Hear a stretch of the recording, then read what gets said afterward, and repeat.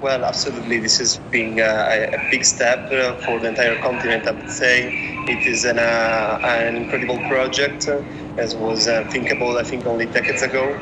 But yeah, this is the largest dam on the Blue Nile, and instead it is expected to produce electricity for about 65 million people in Ethiopia, and potentially also electricity to be sold abroad. Although the tensions with Sudan actually make this a bit more difficult to come about.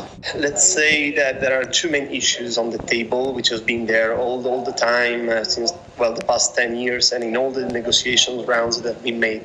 And these are, firstly, the timeline to fill the reservoir, which is being filled enough to start producing electricity, but of course there is higher capacity, and of course the quicker the reservoir is filled, the less water flows downstream. And the second point is the emergency response mechanism in case of an emergency drought in Sudan, for example, or in Egypt.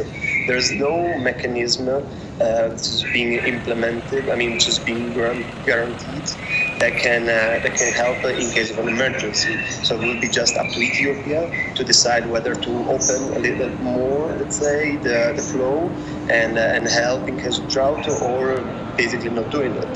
This is why Sudan and Egypt would like to have a legally binding agreement around this, but this is what President Abiy Ahmed has firmly rejected during all the negotiation rounds, whether managed by the African Union or by the US itself or other actors.